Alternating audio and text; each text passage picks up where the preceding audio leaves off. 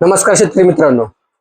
आपलं ऊस असू द्या, मका असू द्या किंवा इतर कोणतेही पीक असू द्या, त्यावर आपण फवारणीसाठी किंवा ड्रीप मधनं सोडायला घरच्या घरी 10-26-26 हे द्रावण कसे तयार करायचं, तर चला पाहूया या व्हिडिओमध्ये.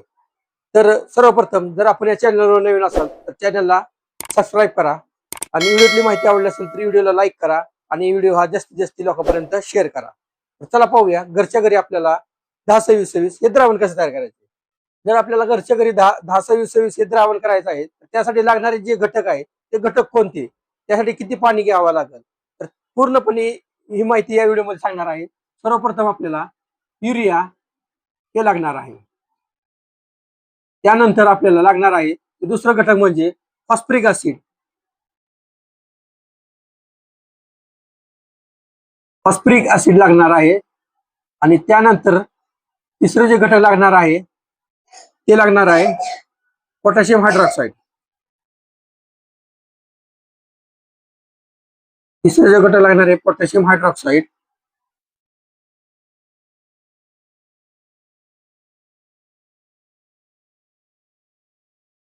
जर आपल्याकडे हे तिन्ही घटक अवेलेबल असेल तर आपल्याला घरच्या घरी 10-26-26 हे स्वस्तात मस्त द्रावण तयार होते आणि ते आपण आपल्या पिकासाठी वापरू शकतो. तर चला पाहूया त्याची प्रोसिजर कशी आहे तयार करायची.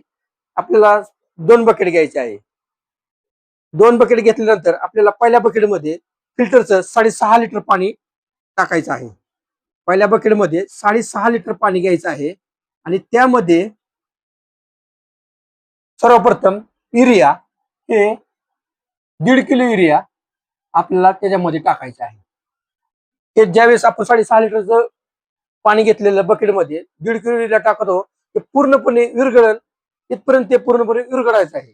त्यानंतर त्यामध्ये फॉस्फरिक ऍसिड हे आपल्याला 2.5 किलो घ्यायचं आहे.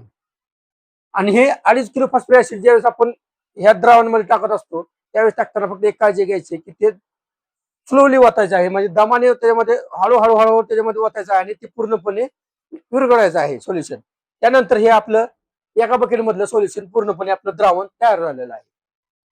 दुसरं म्हणजे दुसरी बकेट मध्ये आपण काय करायचं आहे, त्याच्यामध्ये 2 लिटर फिल्टरचं पाणी घ्यायचं आहे आणि त्याच्यामध्ये आपल्याला पोटॅशियम हायड्रॉक्साईड हे 1100 ग्राम टाकायचं आहे.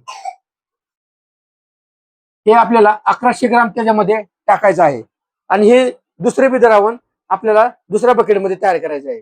ज्यावेळेस आपण हे 2 द्रावण आपल्या बकेटमध्ये तयार होतील त्यावेळेस ते काय करायचं आहे की आपल्याला एक टाकी घ्यायची आहे आणि टाकीमध्ये ते पहिले जे द्रावण तयार केलेलं आहे हे पहिले द्रावण त्या टाकीमध्ये आपण टाकून घ्यायचं आहे.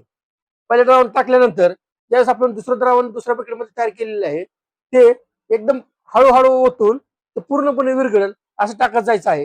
हे ज्यावेळेस आपण त्या द्रावणामध्ये टाकत असतो पहिल्या द्रावणामध्ये त्यावेळेस त्याच्यामध्ये हिट तयार होत असते, गरम गरम तसं हिट तयार होत राहते.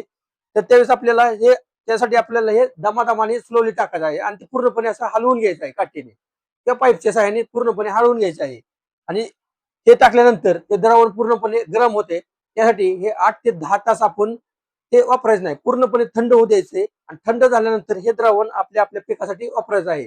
ज्यावेळेस आपण हे द्रावण तयार करतो हे द्रावण पूर्णपणे ट्रान्सपरंट तयार होतं. तर हे आपण जे तयार केलेलं द्रावण आपलं ऊस असू द्या किंवा मका असू द्या कोणतेही इतर पीक असू द्या, तर फवारण्यासाठी याचं प्रमाण आहे 5 मिली प्रति लिटर पाण्यासाठी.